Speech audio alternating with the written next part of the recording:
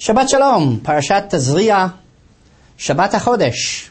The month of Nisan is descending upon us. We are commanded by God to keep this as the first of the months. It's the first mitzvah that the Jewish people are given. This mitzvah relates to the power of time and the power that God has given us as a people over time. In fact, our entire annual calendar is structured around the power that God has given us to establish the first of each month by bringing witnesses to testify in front of the high courts in Jerusalem for the new moon. And the decision of this high court defines the timeline that we use. It sets our calendar, which means that it also sets the particular times in which holidays will occur. Pesach will always occur on the 15th day of Nisan, but when that 15th day will occur is dependent upon the decisions of the High Court of Jerusalem, which means that God has given us the power to decide when we are inviting God into our domain. Very different than Shabbat, that is axiomatic, that is controlled solely by God. This is a gift that God has given us, the power over time. It would be fitting that this particular Parashat Tazria, falls within partnership with this particular commandment. Because this parasha starts off by indicating to us the behavior that a woman must have once she gives birth. And I would like to point out to you the curious difference that the Torah tells us that exists between the birth of a male to the birth of a female. So we are told by the Torah that when a woman gives birth, for the first 7 days, she is impure. And after that, on the 8th day, the child is given a bris.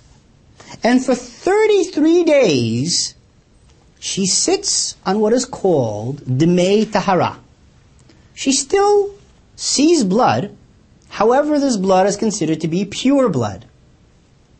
Interesting. However, the Torah tells us that if a female is born, the numbers are doubled.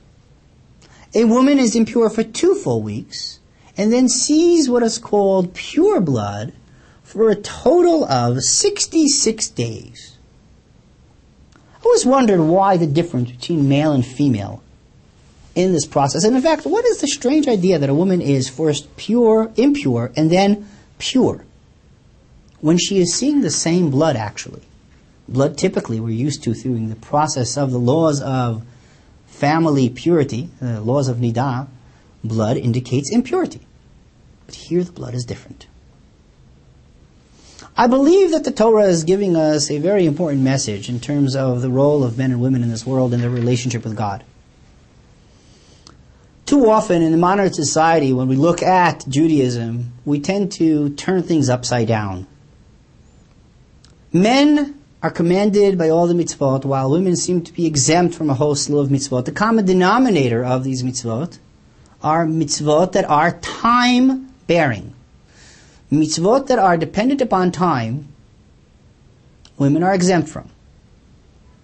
Now,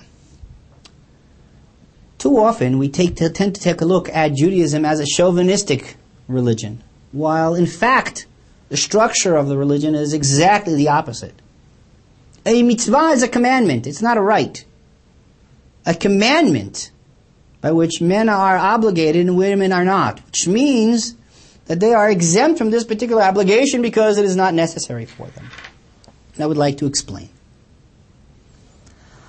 The moment in which a woman gives birth is a moment of the ultimate partnership that is forged with God.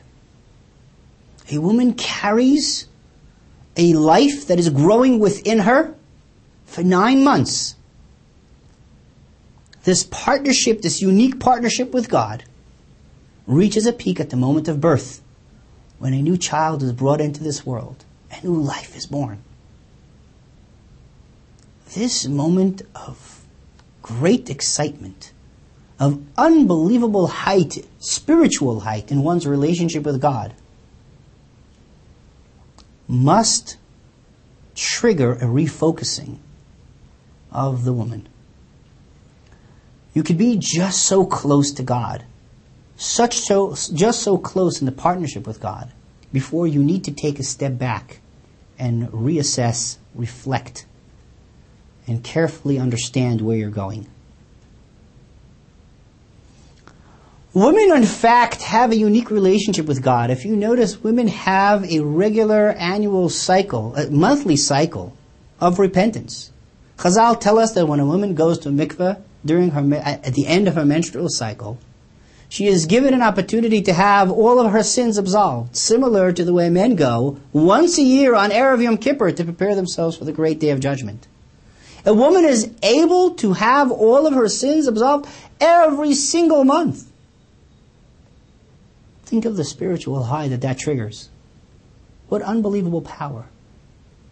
Women are exempt from time-bearing mitzvahs primarily because women have the innate ability to sense the presence of God at all times.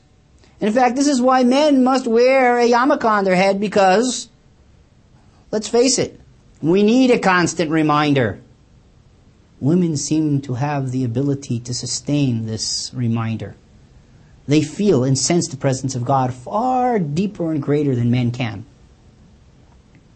They don't need special times in which to remember the presence of God.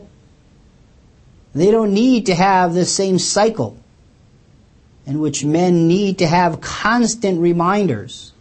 Yes, women also celebrate the holidays and they provide a special time for a greater presence of God. And they are obligated in the same mitzvot when it comes to actually celebrating the holiday. But it is the particular practices that are all designed to create symbolic images that are only needed for men.